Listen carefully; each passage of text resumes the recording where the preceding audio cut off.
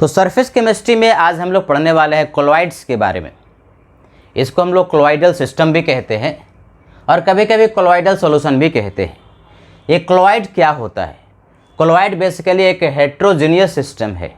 Heterogeneous system का मतलब जिसमें कि कंपोजिशन हर जगह बराबर नहीं होता। जैसे हम लोग सॉल्यूशन पढ़ते थे, बेसिकली उसको ट्रू सॉल्यूशन भी कहते हैं। उसमें कंपोजिशन सॉल्यूट और सॉल्वेंट का हर जगह समान होता है, बराबर होता है, यूनिफॉर्म होता है, तो होमोजीनियस होता है। True solution is homogeneous. लेकिन ये जो कोलॉइडल सिस्टम है, जिसको हम सिंपली कोलॉइड या कोलॉइडल सॉल्यूशन भी कभी कभी कहते हैं, ये एक हेट्रोजीनियस सिस्टम है, यानी कंपोजिशन थ्रू आउट इक्वल नहीं होता, बराबर नहीं होता, यूनिफॉर्म नहीं होता। तो जिस तरह से ट्रू सॉल्यूशन में दो कंपोनेंट होते हैं, एक होता है सॉल्यूट और दूसरा होता है सॉल्वेंट, उसी तरह से यहाँ पर भी कोलॉइडल सिस्टम में दो कंपोनेंट या कहो दो फेज होता है। कौन कौन सा भाई? तो एक को कहते हैं dispersed phase, dispersed phase DP, और दूसरे को कहते हैं डिस्पर्सन मीडियम। डिस्पर्स्ड फेज को शॉर्ट फॉर्म में डीपी कहेंगे और डिस्पर्सन मीडियम को डीएम कहेंगे। ये डिस्पर्स्ड फेज वो हुआ जो घुला हुआ है, जो पार्टिकल है, कोलॉइडल पार्टिकल्स है, जो कम अमाउंट में प्रेजेंट है, उसको हम लोग कह रहे हैं डिस्पर्स्ड फेज। सॉल्यूट की तरह, जैसे ट्रू सॉल्यूशन में सॉल्यूट घुला हुआ रहता है तो जनरली सॉल्यूट कम अमाउंट में प्रेजेंट रहता है, तो ट्रू सॉल्यूशन में उसको हम लोग सॉल्यूट कहते हैं, यहाँ पर डिस्पर्स्ड फेज कहते हैं, शॉर्ट फॉर्म में डीपी कहेंगे। और जिसमें घुला हुआ है, जैसे ट्रू सॉल्यूशन में सॉल्वेंट होता है, यहाँ पर डिस्पर्सन मीडियम होता है। डिस्पर्सन मीडियम लार्जर अमाउंट में प्रेजेंट होता है, जिसमें कि डिस्पर्स्ड फेज घुला हुआ रहता है।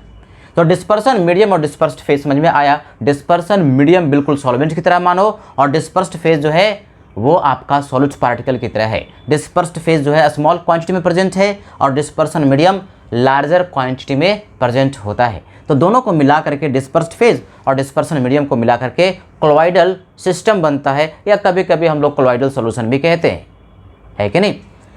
अब देखो क्या फ़र्क होता है साइज़ का। ये जो पार्टिकल घुला हुआ है, जिसको हम लोग सॉल्यूट कहते हैं ट्रू सॉल्यूशन में, और यहाँ पर डिस्पर्स्ड फेज, तो डिस्पर्स्ड फेज का जो पार्टिकल है जो कि घुला है डिस्पर्सन मीडियम में, उसके साइज़ के आधार पर ना हम लोग डिस्टिंग्विश कर सकते हैं कि वो होमोजीनियस है, हेट्रोजीनियस है, और हेट्रोजीनियस में भी कौन है।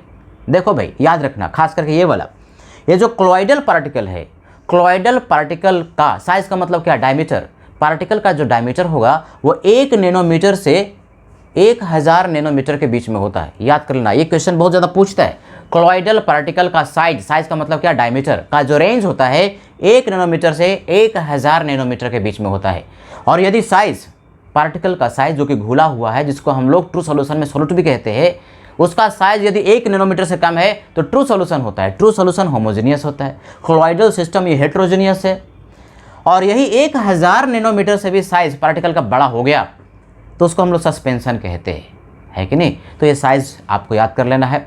और दो कंपोनेंट्स, खास करके ये डिस्पर्स्ड फेज और डिस्पर्सन मीडियम को मिला करके कोलॉइडल सिस्टम हमारे पास बनता है। और ये कोलॉइडल जो सिस्टम है वो हेट्रोजीनियस होता है। तो भाई हम लोगों ने कोलॉइड जाना कि ये हेट्रोजीनियस सिस्टम है। इसमें जो है दो कंपोनेंट होता है, एक डिस्पर्स्ड फेज और दूसरा डिस्पर्सन मीडियम। एकदम याद रखना, बड़ा आसान है। डिस्पर्स्ड फेज जो घुला हुआ है, डिस्पर्सन मीडियम जिसमें घुला हुआ है। डिस्पर्स्ड फेज जो है सॉल्यूट की तरह है और डिस्पर्सन जो मीडियम है वो सॉल्वेंट की तरह है कि नहीं? यहाँ पर हम लोग पढ़ने वाले क्लासिफिकेशन ऑफ कोलॉइड्स। कोलॉइड्स का क्लासिफिकेशन हम 3 तरीके से करेंगे, जिसमें कि पहला तरीका है classification based on physical state of dispersed phase and dispersion medium, यानी डिस्पर्स्ड फेज और डिस्पर्सन मीडियम का क्या फिजिकल स्टेट है, उसके आधार पर सॉलिड है कि लिक्विड है कि क्या है, उसके आधार पर क्लासिफिकेशन करेंगे।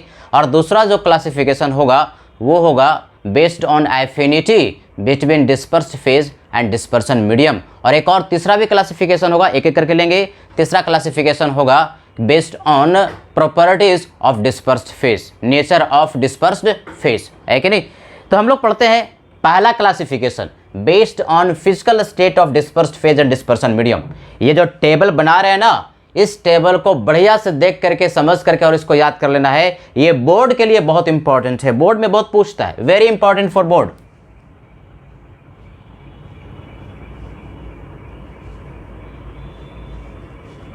तो बोर्ड एग्जामिनेशन के लिए this is very very important. ध्यान रखना है, यहाँ पर जो भी एग्जाम्पल लिया गया है सब एनसीईआरटी से ही लिया गया है। और आपका एग्जाम्पल जो पूछता है ना, एग्जाम्पल्स तो बहुत सारे हो सकते हैं, लेकिन क्वेश्चन देने वाला, सेट करने वाला कम से कम ये समझता है कि बच्चे ने एनसीईआरटी का बुक तो पढ़ा ही पढ़ा है, तो पूरा का पूरा जो एग्जाम्पल्स लिए हुए हैं पूरा का पूरा एनसीईआरटी से है। इसको याद कर लेना बढ़िया से, 2 बार 3 बार रिवाइज करके लिख करके याद कर लेना कि किसका कौन सा एग्जाम्पल है। देखो भाई, जिस तरह से ट्रू सॉल्यूशन है, हम लोगों ने पढ़ा था लिक्विड सॉल्यूशन में ट्रू सॉल्यूशन वो 9 तरह का पॉसिबल है फिजिकल स्टेट के आधार पर, लेकिन यहाँ पर डिस्पर्स्ड फेज और डिस्पर्सन मीडियम का क्या फिजिकल स्टेट है, इसके आधार पर 8 तरह का कोलॉइडल सिस्टम पॉसिबल है। 9वां तरह का पॉसिबल नहीं है, गैस इन गैस पॉसिबल नहीं होता। डिस्पर्स्ड फेज और डिस्पर्सन मीडियम यदि दोनों ही गैस हैं तो कोलॉइडल सिस्टम हो ही नहीं सकता, वो कभी हेट्रोजीनियस हो ही नहीं सकता, वो हमेशा होमोजीनियस होगा। याद रखना, कभी कभी पूछता है कि गैस इन गैस यानी डिस्पर्स्ड फेज भी गैस और डिस्पर्सन मीडियम भी गैस अगर है तो क्या कोलॉइडल सिस्टम पॉसिबल है? नहीं, बिल्कुल नहीं। Gas in gas is always a true solution, हमेशा होमोजीनियस होता है तो ट्रू सॉल्यूशन ही होगा। यानी गैस इन गैस वाला को छोड़ करके बाकी परम्यूटेशन कॉम्बिनेशन से जोड़ लो तो 8 तरह का कोलॉइडल सिस्टम फिजिकल स्टेट पर पॉसिबल है, जो कि हमने यहाँ पर लिखा। डिस्पर्स्ड फेज और डिस्पर्सन मीडियम यदि दोनों सॉलिड है, बढ़िया से याद करना है, डिस्पर्स्ड फेज और डिस्पर्सन मीडियम दोनों ही सॉलिड फिजिकल स्टेट है तो इस तरह के कोलॉइड को सॉलिड सोल के नाम से पुकारते हैं, सॉलिड सोल। और इसका एग्जाम्पल है जैसे कुछ कलर्ड ग्लासेस जो होते हैं उसमें दोनों ही सॉलिड होता है। जेम स्टोन्स एक तरह का स्टोन्स है, उसका एग्जाम्पल है। तो ये सब एग्जाम्पल आपको याद कर लेना है। दूसरा, डिस्पर्स्ड फेज सॉलिड और डिस्पर्सन मीडियम लिक्विड, यानी सॉलिड घुला हुआ है किसमें? लिक्विड में, तो उसको हम लोग सोल कहते हैं। सॉलिड डिजॉल्व इन लिक्विड, उसको हम लोग कहते हैं सिंपली सोल। जैसे पेंट्स हो गया, सेल फ्लूइड्स हो गया, ये सब है एग्जाम्पल किसका? सॉलिड इन लिक्विड, यानी बेसिकली लिक्विड जो हुआ डिस्पर्सन मीडियम और डिस्पर्स्ड फेज सॉलिड हुआ, इसको हम लोग सोल भी कहते हैं। सॉलिड इन गैस, सॉलिड घुला हुआ है किसमें? गैस में, तो इस तरह के क्लोराइड को हम लोग एरोसोल के नाम से पुकारते हैं। एरोसोल है कि नहीं, एरोसोल के नाम से पुकारते हैं, यानी बेसिकली सॉलिड घुला हुआ है किसमें? गैस में। जैसा स्मोक हो गया एटमॉस्फेयर में, ये जो स्मोक धुआं होता है, डस्ट पार्टिकल्स हो गया, यानी डस्ट जो होता है, डस्ट बेसिकली घुला हुआ है किसमें? गैस में घुला हुआ है। तो ये सब एग्जाम्पल है किसमें? एग्जाम्पल हुआ एरोसोल का, जिसमें डिस्पर्स फेज सॉलिड है और डिस्पर्सन मीडियम गैस है। अगला जो है liquid in solid, liquid in solid का एग्जाम्पल जेल है, यानी सॉलिड में घुला हुआ लिक्विड, लिक्विड घुला हुआ है सॉलिड में, तो इसका एग्जाम्पल जेल है। जैसे चीज़ हो गया, बटर हो गया, जेली हो गया, ये सब एग्जाम्पल है लिक्विड इन सॉलिड का, कहते हैं उसको gel. Liquid in liquid, emulsion, emulsion liquid in liquid मतलब क्या? डिस्पर्स्ड फेज भी लिक्विड और डिस्पर्सन मीडियम भी लिक्विड, दोनों ही लिक्विड, लिक्विड में लिक्विड घुला हुआ है तो उसको हम लोग वहाँ पर लिक्विड इन लिक्विड सॉल्यूशन कहते थे, यहाँ पर इमल्सन के नाम से पुकारते हैं। जैसे मिल्क हो गया, हेयर क्रीम हो गया, ये सब एग्जाम्पल है लिक्विड इन लिक्विड का। Liquid in gas, liquid in gas को एरोसोल, देखो कभी भी ना डिस्पर्सन मीडियम यदि गैस है, कभी भी डिस्पर्सन मीडियम यदि गैस है तो एरो लगा दे रहे हैं, एरो, एरोसोल, एरोसोल कह दे रहे हैं। इसका एग्जाम्पल क्या? फॉग हो गया, मिस्ट हो गया, क्लाउड हो गया, इंसेक्टिसाइड स्प्रेज जो हो गया, वो बेसिकली लिक्विड घुला हुआ रहता है किसमें? गैस में। गैस इन सॉलिड, इसको हम लोग सॉलिड सोल कहते हैं। गैस इन सॉलिड, क्या बोलेंगे इसको? सॉलिड सोल के नाम से पुकारेंगे, सॉलिड सोल। जैसे प्यूमिस स्टोन हो गया, फोम रबर हो गया, एटसेट्रा। और लास्ट है गैस इन लिक्विड, यानी गैस घुला हुआ है किसमें? लिक्विड में। जैसे फोम हो गया, फोम में बेसिकली क्या होता है? गैस के जो बुलबुले हुए होते हैं वो सॉलिड में घुले हुए रहते हैं, तो गैस इन लिक्विड फोम हो गया। जैसे फ्रॉथ, व्हिप्ड क्रीम हो गया, सॉप का जो लेदर होता है, ये भी एग्जाम्पल है गैस घुला हुआ है किसमें? लिक्विड में, इसको हम लोग फोम के नाम से पुकारते हैं। इसमें से 3 जो है ना टाइप ऑफ कोलॉइड जिसको हम कह रहे हैं, 3 बड़ा इंपॉर्टेंट है और जिसका डिस्क्रिप्शन हम लोग काफ़ी डिटेल में आगे पढ़ने वाले हैं। वो क्या भाई? तो एक जिसको हम लोग कहते हैं liquid in liquid, liquid in liquid क्या? इमल्सन कहते हैं। दूसरा लिक्विड इन सॉलिड, लिक्विड घुला हुआ है किसमें? सॉलिड में, इसको हम लोग क्या कहते हैं? जेल के नाम से पुकारते हैं। और दूसरा तीसरा जो है सॉलिड इन लिक्विड, ये 3 तरह का बड़ा इंपॉर्टेंट है। Solid in liquid, maximum time तो सॉलिड ही घुला रहता है लिक्विड में, तो सॉलिड इन लिक्विड जिसको हम लोग सोल कहते हैं। और दूसरा लिक्विड इन सॉलिड जिसको जेल कहते हैं, पढ़ेंगे हम लोग डिटेल में। और लिक्विड इन लिक्विड वाले को हम लोग कहते हैं इमल्सन। यानी 3 तरह का ये हम लोग काफ़ी डिटेल में पढ़ने वाले हैं। 3 तरह का जो क्लोराइड है, एक सोल हुआ, एक इमल्सन हुआ और एक जेल हुआ। मैं फिर कह रहा हूँ, सोल क्या हुआ? सॉलिड जो घुला हुआ है किसमें? लिक्विड में, उसको सिंपली सोल कहते हैं। और जो घुला उसको सोल का पार्टिकल कहते हैं, SOL, सोल। सोल पार्टिकल का मतलब क्या? क्लोराइडल पार्टिकल, जो कि लिक्विड में घुला हुआ है। लिक्विड इन सॉलिड, लिक्विड घुला है सॉलिड में, इसको हम लोग जेल कहते हैं। और लिक्विड इन लिक्विड, मिल्क याद कर लेना, लिक्विड इन लिक्विड जैसे इमल्सन, तो लिक्विड इन लिक्विड वाला होता है कि नहीं? बेसिकली उसमें फैट घुला हुआ है, लिक्विड ही है, किसमें घुला हुआ है? वाटर में घुला हुआ है, तो लिक्विड इन लिक्विड। ये 3 तरह का जो हमारे पास क्लोराइडल सिस्टम है उसको हम लोग डिटेल में पढ़ने वाले। एक दो चीज़ और, यदि डिस्पर्सन मीडियम वाटर H2O है तो उसको एक और पर्टिकुलर नाम से पुकारते हैं, एक्वासोल। एक्वासोल, एक्वा का मतलब क्या? वाटर। हाइड्रो का मतलब क्या? वाटर। तो या तो हाइड्रोसोल कहेंगे या तो एक्वासोल कहेंगे। क्या समझा? डिस्पर्सन मीडियम यानी सॉल्वेंट की तरह जो होता है जिसमें घुला हुआ है, डिस्पर्स फेज, यानी डिस्पर्सन मीडियम पानी है तो उसको या तो हम लोग एक्वासोल कहते हैं या हाइड्रोसेल। नाम में ही अर्थ छुपा है ना, एक्वा का मतलब क्या? पानी, और सोल का मतलब क्या? जो पार्टिकल है, घुला हुआ है, तो एक्वासोल या हाइड्रोसोल के नाम से पुकारते हैं। और यदि डिस्पर्सन मीडियम अल्कोहल है तो अल्कोसोल कहेंगे, यदि बेंजीन है तो बेंजोसोल, इस तरह से नाम पुकारते हैं। यानी 2 भी अगर याद है तो बाकी सब आप सोच करके उसका नाम बता सकते हो, है कि नहीं? तो इसको बढ़िया से एग्जाम्पल के साथ आपको याद कर लेना है। ये पूछ देगा कि स्मोक किसका एग्जाम्पल है, डस्ट किसका एग्जाम्पल है, मिल्क किसका एग्जाम्पल है, फॉग किसका एग्जाम्पल है, मिस्ट किसका एग्जाम्पल है। तो ये सब आपको एग्जाम्पल बढ़िया से 2 बार 3 बार लिख करके याद कर लेना है बच्चे। तो हम लोग पढ़ रहे हैं क्लासिफिकेशन ऑफ क्लोराइड। तो 3 तरीके से क्लासिफिकेशन होता है। पहला क्लासिफिकेशन हम लोगों ने पढ़ लिया कि डिस्पर्स्ड फेज और डिस्पर्सन मीडियम का फिजिकल स्टेट क्या है, उसके आधार पर 8 तरह का होता है।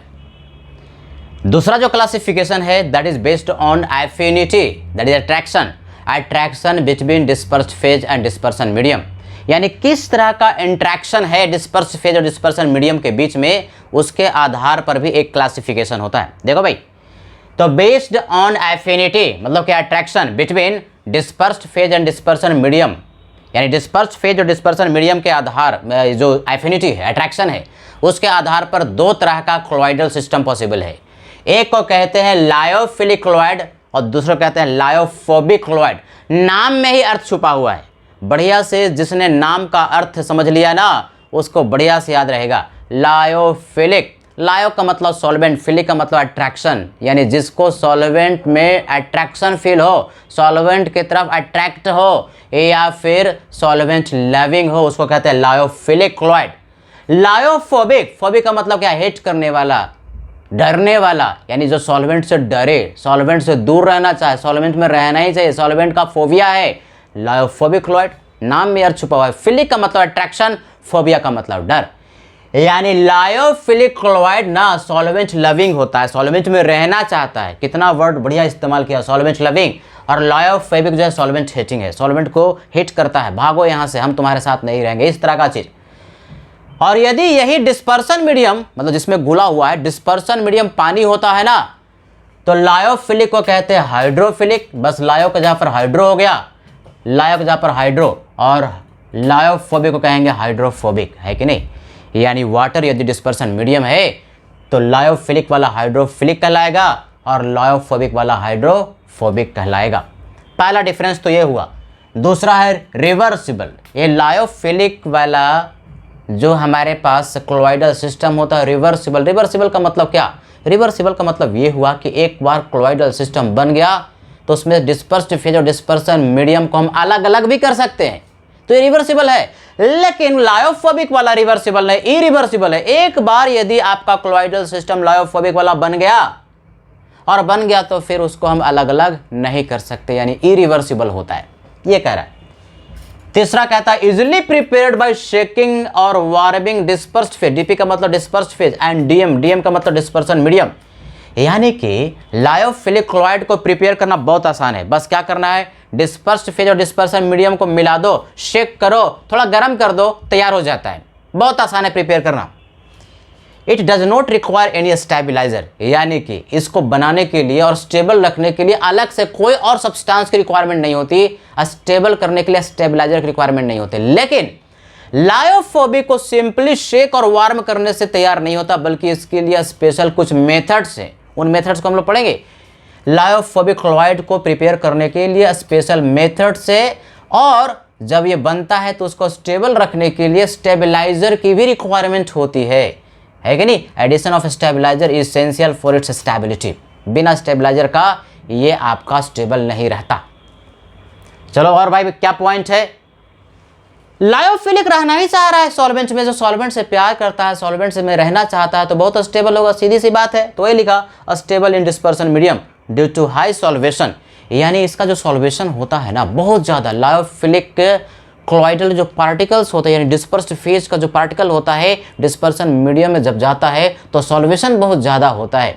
अगर वही पानी है तो हाइड्रेशन कहेंगे, अगर कोई सॉल्वेंट दूसरा है तो सॉल्वेशन कहेंगे। लेकिन लायोफोबिक का सॉल्वेशन नहीं होता है, ना के बराबर होता है। लायोफोबिक क्लोइडल पार्टिकल ना सॉल्वेंट में ना के बराबर सॉल्वेट होता है, यानी वो स्टेबल नहीं होता। और ये जो सॉल्वेंट से दूर भाग रहा है, सॉल्वेंट से डर रहा है, डिस्पर्सन मीडियम में रहना ही नहीं चाह रहा है, तो उसमें स्टेबल होगा क्या? नहीं, अनस्टेबल होता है। उसको स्टेबलाइज करने के लिए ना स्टेबलाइजर डालते हैं, तो अनस्टेबल है। और आसानी से इसको हम लोग जमा कर सकते हैं, कोगुलेट कर सकते हैं। कोगुलेशन क्या होता है आगे डिटेल में पढ़ेंगे। कोगुलेशन का मतलब ये जो पार्टिकल है ना, डिस्पर्स्ड फेज का पार्टिकल जब पास पास आता है बड़ा हो जाता है, और बड़ा होकर के या तो नीचे बैठ जाता है या हल्का हुआ तो ऊपर तैरने लगता है, यानी एक साथ जमा हो जाता है। पार्टिकल का, डिस्पर्स्ड फेज के पार्टिकल का एक साथ जमा होने की प्रक्रिया को कहते हैं कोगुलेशन। तो लायोफोबिक क्लोराइड को आसानी से कोगुलेट कर सकते हैं एक इलेक्ट्रोलाइट को डाल करके, थोड़ा सा इलेक्ट्रोलाइट को डाल करके ना इसको हम लोग कोगुलेट कर सकते हैं लायोफोबिक को, जो कि स्टेबल सॉल्वेंट में नहीं होता।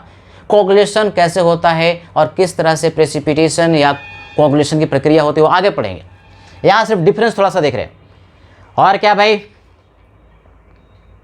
ये कह रहा है कि स्टेबल होता है, इसीलिए इलेक्ट्रोलाइट को डाल करके आसानी से हम इसको ये नहीं कर सकते, कोगुलेट नहीं कर सकते। इसको थोड़ा सा इलेक्ट्रोलाइट डालोगे और ये कोगुलेट हो जाता है, यानी बेसिकली जमा हो जाता है पार्टिकल उसका थोड़ा सा इलेक्ट्रोलाइट में ही। और इसमें बहुत ज़्यादा इलेक्ट्रोलाइट डालने पर भी आसानी से कोगुलेट नहीं होता। अगला पॉइंट, पांचवा पॉइंट कहता है पार्टिकल्स कैरी नो और वेरी लिटिल चार्ज। ये जो डिस्पर्स्ड फेज का जो पार्टिकल, जिसको कभी कभी हम सोल भी कहते हैं, है ना। सोल स्पेसिफिकली किसको कहा, जबकि सॉलिड घुला हुआ है किसमें, लिक्विड में। तो ये सोल पार्टिकल्स है, सोल पार्टिकल्स का हो या सिंपली पार्टिकल्स का हो या डिस्पर्स्ड फेज का पार्टिकल का हो, सब बात सेम है। तो डिस्पर्स्ड फेज का जो पार्टिकल जो कि सोल जिसको हम लोग कह रहे हैं, उस पर या तो नहीं चार्ज होता है या होता है तो बहुत कम होता है। और वो भी जो चार्ज होता है डिपेंड करता है कि मीडियम का जो डिस्पर्सन मीडियम का पीएच कितना है कि नहीं। लेकिन लायोफोबिक क्लोइडल जो पार्टिकल्स होते हैं उस पर एक कैरेक्टरिस्टिक चार्ज होता है, या तो प्लस होगा या तो माइनस होगा, या तो प्लस होगा या तो माइनस होगा। देखो भाई, ओवरऑल क्लोइडल सिस्टम जो होता है ना वो न्यूट्रल होता है। क्लोइडल सिस्टम में दो फेज है, दो कंपोनेंट है, डिस्पर्स्ड फेज और डिस्पर्सन मीडियम। डिस्पर्स्ड फेज और डिस्पर्सन मीडियम दोनों को मिला करके ओवरऑल चार्ज जीरो होता है। यानी डिस्पर्स्ड फेज यदि पॉजिटिव है तो डिस्पर्सन मीडियम नेगेटिव होगा।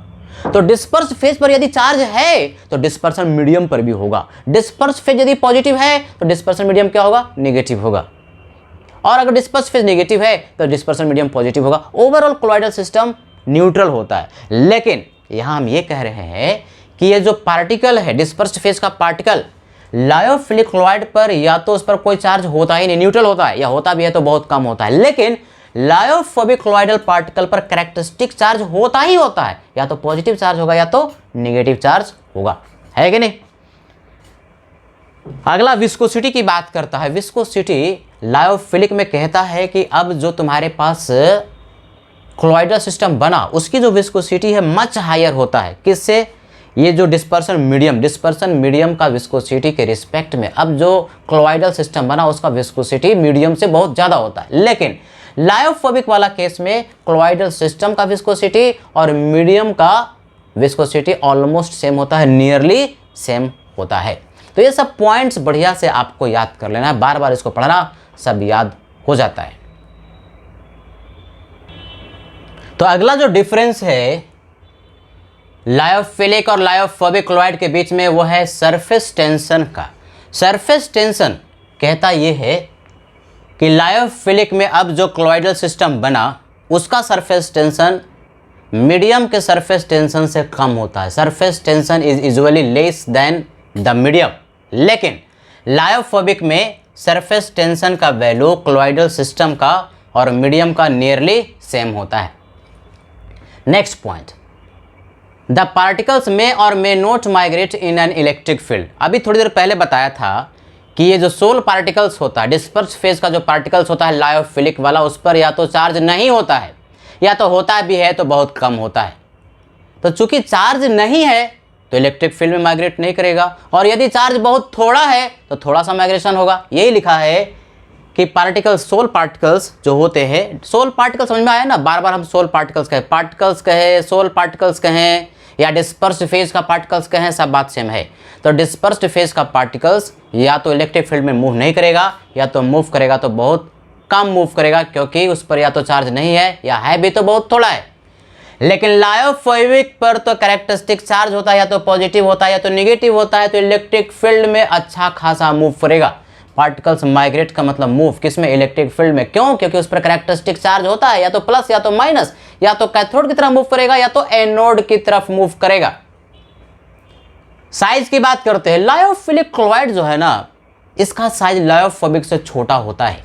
तो ये एक माइक्रोस्कोप है, अल्ट्रा माइक्रोस्कोप, जिससे कि क्लोराइडल पार्टिकल हम देखते हैं। तो अल्ट्रा माइक्रोस्कोप से क्लोराइडल पार्टिकल लायोफिलिक क्लोराइड वाला नजर नहीं आता, उसका साइज बहुत छोटा होता है। लेकिन लायोफोबिक वाला क्लोराइडल पार्टिकल थोड़ा बड़ा होता है, तो they can be seen under ultra microscope. Naked eye से तो नजर वो भी नहीं आता, लेकिन अल्ट्रा माइक्रोस्कोप के जरिए हम लायोफोबिक क्लोराइडल पार्टिकल को देख सकते हैं।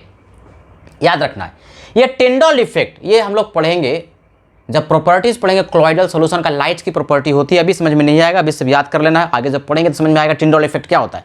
बस अभी याद रखना है कि टिंडॉल इफेक्ट इसमें लायोफोबिक वाला में ज्यादा होता है, लेकिन टिंडॉल इफेक्ट लायोफिलिक में बहुत कम होता है। लाइट की प्रॉपर्टी है, ऑप्टिकल प्रॉपर्टी है, जो कि आगे पढ़ेंगे। अब ये देखो यार, लायोफिलिक वाला क्लोराइड ना, इसका जो स्टेबिलिटी सॉल्वेंट में होता है, सॉल्वेशन की वजह से होता है, चार्ज की वजह से नहीं होता। लेकिन लायोफोबिक वाला में ना स्टेबिलिटी अगर होता है तो चार्ज की वजह से। क्लोराइडल पार्टिकल चार्ज है तो एक पार्टिकल चार्ज दूसरा भी चार्ज, पहला प्लस तो दूसरा भी प्लस, एक दूसरे को रिपेल करता है। रिपेल करता है तो पास में नहीं आता, पास में नहीं आता तो कोगुलेशन नहीं होता, यानी जमता नहीं है। तो यानी चार्ज की वजह से, सिमिलर चार्ज की वजह से, क्लोराइडल पार्टिकल पर चार्ज होने की वजह से इसकी स्टेबिलिटी होती है। तो उस पर चार्ज है, स्मॉल क्वांटिटी इलेक्ट्रोलाइट का डालेंगे ना, चार्ज क्या हो जाएगा, ये जो पार्टिकल पर जो चार्ज है न्यूट्रलाइज हो जाएगा, और न्यूट्रलाइज होगा तो फिर एक दूसरे को रिपेल नहीं करेगा, रिपेल नहीं करेगा तो पास पास आएगा, और पास पास आकर के जमा होकर नीचे में प्रेसिपिटेट कर जाएगा, उसको कहते हैं कोगुलेशन। यानी कि वही लिखा कि स्मॉल अमाउंट इलेक्ट्रोलाइट का यदि हम डालेंगे तो वो काफ़ी होता है लायोफोबिक पार्टिकल को कोगुलेट करने के लिए, प्रेसिपिटेट करने के लिए। लेकिन इसमें बहुत ज़्यादा अमाउंट की रिक्वायरमेंट होती है कोगुलेशन के लिए। क्यों? क्योंकि इसकी स्टेबिलिटी चार्ज की वजह से नहीं, क्योंकि चार्ज या तो नहीं है या तो है भी तो बहुत थोड़ा है। तो इसकी स्टेबिलिटी चूंकि होती है किसकी वजह से, सॉल्वेशन की वजह से, तो इसको आपको प्रेसिपिटेट करने के लिए बहुत लार्ज अमाउंट की रिक्वायरमेंट होती है, किसके, इलेक्ट्रोलाइट की। अब ये आपको कुछ एग्जाम्पल्स है जो कि याद कर लेना है। मोस्टली जो ऑर्गेनिक सब्सटेंस जो होता है ना, जैसे हो गया गम, गेलाटिन, स्टार्च, प्रोटीन्स, ये सब एग्जाम्पल है किसका, लायोफिलिक क्लोराइड का, जो कि सॉल्वेंट में रहना चाहता है, सॉल्वेंट लविंग है।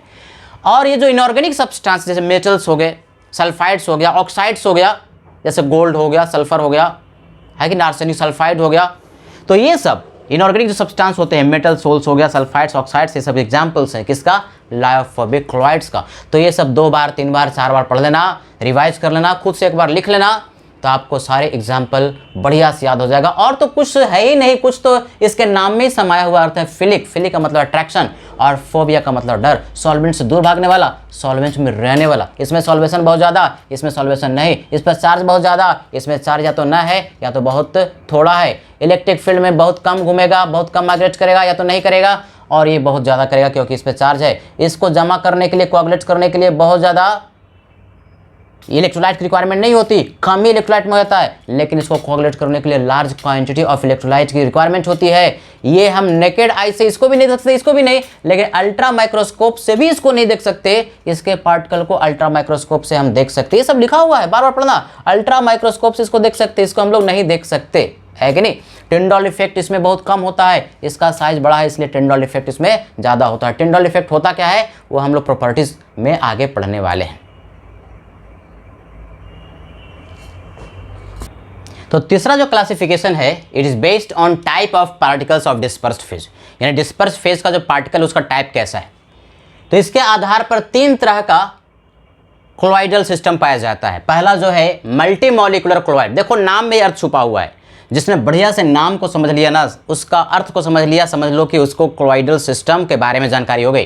पहला जो है मल्टी मॉलिक्यूलर क्लोराइड, क्या लिखा है मल्टी मॉलिक्यूलर, इसका मतलब इस क्लोइडल पार्टिकल में एक मॉलिक्यूल नहीं बल्कि बहुत सारे मॉलिक्यूल को एग्रीगेशन से, जुड़ने से, कलेक्शन से बनेगा।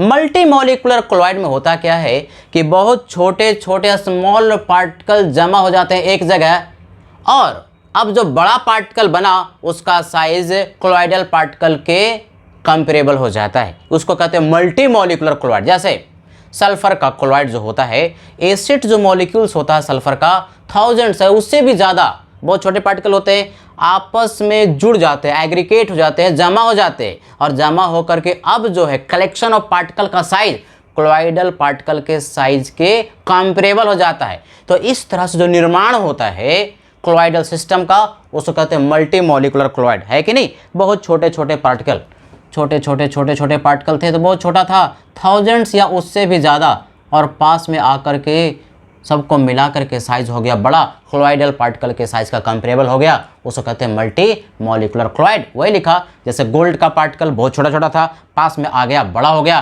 क्लोइडल पार्टिकल के साइज का हो गया मल्टी मॉलिक्यूलर। एसिड का मॉलिक्यूल्स बहुत छोटा था, पास में थाउजेंड्स या उससे भी ज़्यादा एक जगह एग्रीगेट हो गया। एग्रीगेट होने का मतलब क्या, जमा हो गया, और जमा होकर के क्लोइडल पार्टिकल के कंपेरेबल के साइज का हो गया। तो अब जो निर्माण होगा क्लोइडल सिस्टम का कहेंगे मल्टी मॉलिक्यूलर। मल्टी मॉलिक्यूलर बहुत सारे मॉलिक्यूल से बना। दूसरा मैक्रो मॉलिक्यूलर, मैक्रो का मतलब क्या, बड़ा, यानी उस एक मॉलिक्यूल एक पार्टिकल का साइज ही इतना बड़ा है कि क्लोइडल पार्टिकल के साइज का कंपेरेबल है कि नहीं। जैसे नेचुरली अकरिंग जो पॉलीमर्स होते हैं या मैन मेड जो पॉलीमर्स होता है, एक एक पार्टिकल का साइज बहुत बड़ा होता है। तो एक ही पार्टिकल इतना बड़ा है कि अगर उसका क्लोइडल सॉल्यूशन या क्लोइडल सिस्टम बनेगा तो उसको बोलेंगे मैक्रोमोलिकुलर। साइज ही पार्टिकल का बहुत बड़ा, नाम भी छुपा है यार। In this type of क्लोइडल particles themselves, अपने आप में, और लार्ज मॉलिक्यूल्स, बड़े बड़े मॉलिक्यूल्स होते हैं। जैसे नेचुरली अकरिंग जो पॉलीमर्स होते हैं, macromolecules, starch, cellulose, proteins, enzymes जो है, ये सब एग्जाम्पल है किसका, मैक्रोमोलिकुलर का। और मैन मेड जो मैक्रोमोलिक्यूल्स है, पॉलीथीन है, नायलॉन है, पॉलीस्टीरीन है, सिंथेटिक रबर एटसेट्रा जो है, ये सब एग्जाम्पल है किसका, मैक्रोमोलिकुलर क्लोइडल सिस्टम का। तीसरा तरह का जो टाइप है, classification based on type of particles of disperse phase, वो सबसे इंपॉर्टेंट है और इससे क्वेश्चन पूछते रहता है। It is very important, very very important, इसको बढ़िया समझ लेना है कि नहीं। क्या कहता है, एसोसिएटेड क्लोराइड और मिसल्स के नाम से इसको पुकारते हैं। कहता ये है कि यदि कॉन्सेंट्रेशन कम था तो ये जो क्लोइडल सिस्टम है नॉर्मल इलेक्ट्रोलाइट की तरह बिहेव करता है, लेकिन यदि कॉन्सेंट्रेशन एक पर्टिकुलर लिमिट तक पहुंचता है, यानी हाई कॉन्सेंट्रेशन होता है, तो इसका बिहेवियर क्लोइडल सिस्टम की तरह, क्लोराइड की तरह होना शुरू हो जाता है। वही लिखा हुआ है, एट नॉर्मल कॉन्सेंट्रेशन ये बिहेव करता है at low electrolyte, at low concentration, लेकिन at higher concentration, at higher क्या, at higher concentration behaves as chlorides. कम कॉन्सेंट्रेशन है तो एक नॉर्मल जैसे इलेक्ट्रोलाइट होता है वैसे बिहेव करेगा, और कॉन्सेंट्रेशन बढ़ाने पर इसका बिहेवियर क्लोइडल सिस्टम के जैसा हो जाता है। क्या होता है, जब कॉन्सेंट्रेशन बढ़ता है ना, तो जो पार्टिकल्स हैं, पार्टिकल्स वो पास पास आते हैं, 100 या 100 से ज़्यादा भी पार्टिकल पास पास आया, एसोसिएट हो जाता है, एग्रीगेट हो जाता है, और उसका साइज किसके बराबर, क्लोइडल पार्टिकल के कंपेरेबल हो जाता है, और इसका बिहेवियर जो है वो क्लोइडल सिस्टम के जैसा होने लगता है। यही है, क्या कह रहा है, it is because at higher concentration they form aggregated particles. Aggregated का मतलब क्या, जमा हो जाता है। एसोसिएटेड पार्टिकल कहो या एग्रीगेटेड पार्टिकल कहो, सिनोनिम है, पर्यायवाची है। एसोसिएट हो जाता है, जमा हो जाता है, एक दूसरे से जुड़ जाता है, तो पार्टिकल का साइज बड़ा हो जाता है। इसलिए इसको एक नाम से पुकारते हैं एसोसिएटेड क्लोराइड, और दूसरा नाम पुकारते हैं मिसल्स। मिसल्स कहो या एसोसिएटेड क्लोराइड कहो, सिनोनिम है, पर्यायवाची है। जैसे सॉप या डिटर्जेंट्स, यानी सॉप या डिटर्जेंट लोअर कॉन्सेंट्रेशन है ना, तो नॉर्मल जैसे एक इलेक्ट्रोलाइट होता है उसी तरह से बिहेव करेगा। लेकिन यदि सॉप और डिटर्जेंट का कॉन्सेंट्रेशन बढ़ गया, पार्टिकल्स का कॉन्सेंट्रेशन उसमें बढ़ गया, तो अब उसका बिहेवियर हो जाता है क्लॉइडल सिस्टम के जैसा, पार्टिकल्स आपस में एसोसिएट कर जाता है, 100 या 100 से ज़्यादा पार्टिकल आपस में एसोसिएट करके क्लॉइडल सिस्टम के पार्टिकल के कंपेरेबल हो जाता है। कुछ पॉइंट्स है, क्या कहता है, ये जो मिसेल का फॉर्मेशन है एक पर्टिकुलर टेम्परेचर के ऊपर में ही होता है, उस टेम्परेचर को क्राफ्ट टेम्परेचर कहते हैं। याद कर लेना, पूछता भी है कि वह टेम्परेचर बताओ जिसके ऊपर में मिसेल का फॉर्मेशन होता है, तो होता है क्राफ्ट टेम्परेचर। उस टेम्परेचर को हम कहते हैं क्राफ्ट टेम्परेचर। इस टेम्परेचर के ऊपर में ही आपका मिसेल का फॉर्मेशन या एसोसिएटेड मॉलिक्यूल का फॉर्मेशन होता है। और वह मिनिमम कॉन्सेंट्रेशन जिस पर कि मिसेल का फॉर्मेशन होता है उसको कहते हैं मिनिमम कॉन्सेंट्रेशन।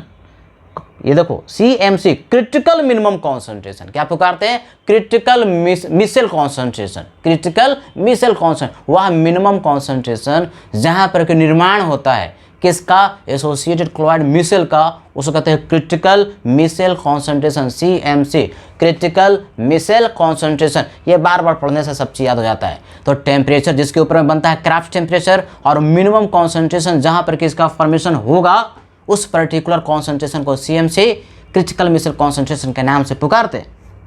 अब और क्या कहता है, ये जो क्लॉइडल पार्टिकल्स होते हैं ना, इसमें दोनों ही पार्ट होता है, लायोफोबिक भी होता है और लायोफिलिक भी होता है, सॉल्वेंट लविंग पार्ट भी होता है और सॉल्वेंट हेटिंग पार्ट भी होता है। दोनों तरह के इसमें पार्ट्स होते हैं। और जो पास जो मॉलिक्यूल आता है, एसोसिएट होता है, उनकी संख्या 100 या 100 से ज़्यादा भी होती है। तो इसका मैकेनिज्म कैसा होता है, किस तरह से इसका फॉर्मेशन होता है, वो हम लोग जानते हैं, वो पढ़ते हैं। हम लोग पढ़ते हैं mechanism of formation of micelle. ये जो एसोसिएटेड क्लोराइड जिसको मिसेल कहते हैं, उसका एक मैकेनिज्म है ना। ये भी बढ़िया से याद होना चाहिए, कभी कभी ये पूछ लेता है। जैसे एक एग्जाम्पल हमने ले लिया सोडियम स्टीयरेट, है कि नहीं। सोडियम स्टीयरेट होता है C17H35COONA। तो ये सोडियम स्टीयरेट है, उसमें दो पार्ट्स है।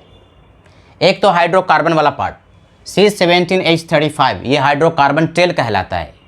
और ये जो हाइड्रोकार्बन टेल है जिसमें कार्बन का 17 एटम्स है और हाइड्रोजन का 35, हाइड्रोफोबिक कहलाता है। हाइड्रोफोबिक टेल होता है, यानी कि ये सॉल्वेंट में नहीं रहना चाहेगा। और दूसरा जिस पर कि माइनस चार्ज है, इसके एनाइन की बात करें, देखो ये पानी में डालोगे ना, इलेक्ट्रोलाइट है, ये टूटेगा, किस में टूटेगा? C17H35COO-, ये एनाइन हो गया। और किस में टूटेगा? Na+, ये Na+ भी पानी में चला गया और ये एनाइन भी पानी में चला गया। इस एनाइन की बात कर रहे हैं जिसमें कि हाइड्रोकार्बन भी है और COO- भी है। इस एनाइन की बात करें, इस एनाइन में दो पार्ट है, हाइड्रोफोबिक पार्ट भी है और हाइड्रोफिलिक पार्ट भी है। ये COO- ना हाइड्रोफिलिक पार्ट है, सॉल्वेंट में रहना चाहेगा। और ये जो हाइड्रोकार्बन चेन है लंबा सा, ये देखो बताया, लंबा सा ये जो चेन है वो हाइड्रोफोबिक है, यानी कि ये जो चेन हमने बनाया, ये कार्बन का 17 एटम्स जो है वो सॉल्वेंट में नहीं रहना चाहेगा। और ये जो COO- जिसको हमने यहाँ सर से बताया, हेड है और ये टेल है, ये हेड ये टेल, ये COO- को यहाँ पर दिखा दिया और ये हाइड्रोफोबिक टेल को यहाँ पर दिखा दिया। ये है हाइड्रोफिलिक, सॉल्वेंट में रहना चाहेगा। अगर पानी है तो पानी में रहना चाहेगा और ये पानी से दूर रहना चाहेगा। ये हाइड्रोफोबिक, ये हाइड्रोफिलिक है कि नहीं। एनाइन जो है यही एनाइन एग्रीगेट करेगा। इसी एनाइन में दोनों पार्ट है, हाइड्रोफोबिक और हाइड्रोफिलिक भी है। अब जरा देखो मैकेनिज्म देखो। अब ये जो पार्ट है, अगर मान लो कि तुम्हारे पास सॉल्वेंट है और इस सॉल्वेंट में ये जो पार्टिकल, ये जो तुम्हारे पास टेल वाला है हाइड्रोफोबिक है, तो सॉल्वेंट से दूर भागेगा। मान लो कि हमने वाटर लिया है सॉल्वेंट, और सॉल्वेंट में जो सॉप है उस सॉप को डाला हुआ है, और सॉप का कॉन्सेंट्रेशन, ये सॉप ही है सोडियम स्टीयरेट, इसका कॉन्सेंट्रेशन जो था वो कम था, लोअर कॉन्सेंट्रेशन था। तो लोअर कॉन्सेंट्रेशन पर जैसे एक इलेक्ट्रोलाइट होता है उसी तरह से बिहेव करेगा। ये निगेटिव, जिसको COO- पे जो निगेटिव चार्ज है, जिसको हम हेड करें हाइड्रोफिलिक, ये पानी में रहना चाहेगा। ये पानी में, देखो पानी में अट्रैक्टिव होता है ना, अट्रैक्ट करता है पानी को, सॉल्वेंट्स को, तो ये पानी में रहना चाह रहा है। निगेटिव वाला हेड है। और ये जो हाइड्रोफोबिक पार्ट है, ये पानी है, H2O है कि नहीं। तो हाइड्रोफोबिक अगर मान लो कि सरफेस पर है, तो सरफेस, पानी के सरफेस से हाइड्रोफोबिक दूर भाग रहा है। ये देखो दूर भाग गया। टेल क्या हो रहा है? दूर भाग रहा है। वाटर के सरफेस से ऊपर भाग रहा है, ऊपर की ओर प्रोजेक्टेड है। और ये जो निगेटिव है COO- हेड है, हाइड्रोफिलिक रहने के कारण पानी में है कि नहीं। ये लोअर कॉन्सेंट्रेशन पर ये है। यही यदि कॉन्सेंट्रेशन बहुत ज़्यादा हो गया, CMC, क्रिटिकल मिसेल कॉन्सेंट्रेशन पहुंच गया क्राफ्ट टेम्परेचर पर, तो ये होता क्या है कि जो मॉलिक्यूल से जो एनाइंस था वो पुल किया जाता है, पुल हो जाता है। All these molecules are pulled, all these anions are pulled into the water. अब ये पानी में खींचा गया, जितने भी हाई कॉन्सेंट्रेशन पे पानी में खींचा गया, मतलब अट्रैक्ट हो गया, एग्रीगेट होगा। अब एग्रीगेट होकर के जितने भी हाइड्रोफोबिक वाले पार्ट थे, यानी हाइड्रोकार्बन वाला ये वाला पार्ट, सब आपस में एक तरफ हो जाएगा। Like attracts like, like attracts like. Hydrophobic वाला पार्ट एक तरफ से 3 डायमेंशनली जमा हो गया। ये देखो क्लस्टर बना लिया, हाइड्रोफोबिक हाइड्रोफोबिक हाइड्रोफोबिक एक तरफ जमा हो गया, खिंचा गया एक तरफ से। और ये जो है COO- वाला हेड जो कि पानी में प्रोजेक्टेड रहेगा, वाटर में प्रोजेक्टेड है, वाटर में प्रोजेक्टेड है। ये कब? ये जब कि कॉन्सेंट्रेशन CMC पहुंच गया। तो इस तरह से 100 या 100 से भी ज़्यादा मॉलिक्यूल्स आपस में क्लस्टर हो जाते हैं, आपस में जमा हो जाते हैं, एग्रीगेट हो जाते हैं, जिसमें कि टेल एक साथ आ जाता है, एक ही साथ क्लस्टर बना लेता है। और ये जो हेड है जो कि हाइड्रोफिलिक है, पानी में प्रोजेक्टेड है। तो इस तरह से अब इसका जो साइज है ना, क्लॉइडल पार्टिकल के साइज के बराबर हो जाता है। इसी को कहते हैं मिसल। मिसल का फॉर्मेशन हो गया। लेकिन कब होगा? जबकि कॉन्सेंट्रेशन एक मिनिमम कॉन्सेंट्रेशन से ज़्यादा, यानी CMC क्रिटिकल मिसल कॉन्सेंट्रेशन पहुंचेगा, तब ये एग्रीगेशन होता है, जमा होता है। यही मिसल का फॉर्मेशन हुआ। लोअर कॉन्सेंट्रेशन पर इस तरह से रहेगा, है कि नहीं? तो वही यहाँ पर लिखा हुआ है। ये जो स्फेरिकल शेप बना, स्फेरिकल होता है, या सर्कल दिखा, लेकिन स्फेरिकल होता है। 100 से भी ज़्यादा ये जो पार्टिकल्स है, कितना? 100 से भी मोर देन 100 पार्टिकल्स हो जाते हैं, जमा हो जाते हैं। इसी को हम लोग मिसल कहते हैं। और वही सब लिख दिया इंग्लिश में। COO पार्ट जो है remaining outward on the surface, है कि नहीं? और हाइड्रोकार्बन जो हाइड्रोफोबिक था, chain pointing towards the centre, centre की ओर ये, और पानी में ये, है कि नहीं, माइनस वाला। तो इस तरह से मिसल का फॉर्मेशन होता है। अब जरा ध्यान से देखो, कपड़ा जिसमें कि ग्रीस वगैरह लगा हुआ, ऑयल वगैरह लगा हुआ है। अब हाइड्रोकार्बन भी ना, एक हाइड्रोकार्बन बेसिकली, ऑयल भी एक हाइड्रोकार्बन ही होता है, हाइड्रोकार्बन एंड डेरिवेटिव भी होता है। तो ये हाइड्रोकार्बन जो चेन है और ऑयल जो होता है, like dissolves like, like dissolves like. तो होता क्या है कि ग्रीज वगैरह है, ग्रीज के चारों तरफ ये स्ट्रक्चर बन जाता है। ग्रीज, यहाँ मान लो कि ग्रीज है, कोई ऑयल का ड्रॉपलेट है, इसी ड्रॉपलेट के चारों तरफ ये स्ट्रक्चर तुम्हारे पास बन गया, और बीच में है grease, droplet, droplet of oil जो कि कपड़े में लगा हुआ है, जो कि डर्ट है, गंदगी है। अब ये जो है लाइक डिजॉल्व्स लाइक, मतलब उस डर्ट को, उस ग्रीज को क्या करेगा?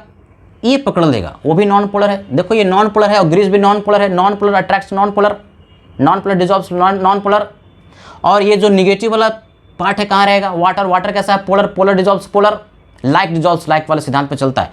तो ग्रीज को ये सब नॉन पोलर वाला हाइड्रोकार्बन, ना ग्रीज भी नॉन पोलर है, उसको पकड़ लेगा। यहाँ जो ग्रीज है, कपड़ा में जो ग्रीज है, डर्ट है, डर्ट कहो ग्रीज कहो, सब बात सेम है। तो उसको पकड़ लेगा, और यही पकड़ करके उसको ये पानी में जो प्रोजेक्टेड है एनाइन वाला पार्ट, हाइड्रोफिलिक वाला पार्ट, ये पानी में चला जाता है, पानी में चला जाता है, पानी में चला जाता है। तो जो ग्रीज है, डर्ट है, इस साबुन के साथ खींचा चला आता है, और आपका कपड़ा जो है उस सोप से साफ हो जाता है, क्लीन हो जाता है। ये क्लींजिंग एक्शन है। तो इस तरह से कभी कभी ये पूछता है कि बहुत सारा इलेक्ट्रोलाइट दे देगा तो किसके लिए CMC का वैल्यू कम होगा, ऐसा क्वेश्चन पूछता है। तो क्रिटिकल मिसल कॉन्सेंट्रेशन की रिक्वायरमेंट जो है ना, उस इलेक्ट्रोलाइट के लिए कम होगा जिसमें कि हाइड्रोकार्बन का लेंथ बड़ा है। बड़ा है तो साइज पहले से बड़ा है, तो उसके कॉन्सेंट्रेशन की कम रिक्वायरमेंट होगी। यानी फिर एक चीज़ यहाँ पर ध्यान रखना, कभी कभी पूछता है, bigger the hydrocarbon chain smaller will be its CMC, critical micelle concentration. सोचने वाली बात है, या पहले ही साइज बड़ा है तो एसोसिएट होने के लिए कम ही पार्टिकल्स की रिक्वायरमेंट होगी, यानी CMC की रिक्वायरमेंट क्या होगी? कम होगी। जितना साइज बड़ा CMC की रिक्वायरमेंट कम, और जितना साइज छोटा, उस जिसको हम कह रहे हैं कि इलेक्ट्रोलाइट है, सोप या डिटर्जेंट है, जनरली सब्स्टिट्यूएंट्स, इसका साइज अगर हाइड्रोकार्बन का छोटा है तो CMC बड़ा होगा, और साइज बहुत बड़ा, जितना हाइड्रोकार्बन वाला ये जो साइज है बड़ा होगा, उसमें CMC का वैल्यू छोटा होगा।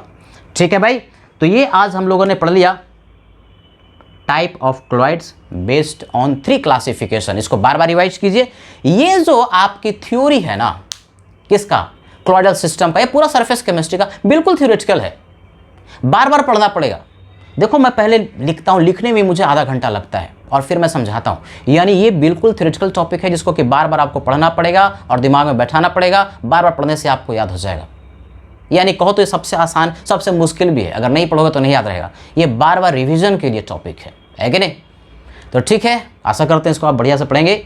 अगले लेक्चर में हम लोग देखेंगे कि प्रॉपर्टीज़, जो कि बहुत इंपॉर्टेंट, सबसे इंपॉर्टेंट क्लॉइडल सिस्टम में ना उनकी प्रॉपर्टीज़ है। प्रॉपर्टीज़ पर बहुत क्वेश्चन पूछता है, तो अगला लेक्चर आने वाला है प्रॉपर्टीज़ ऑफ क्लॉइडल सिस्टम।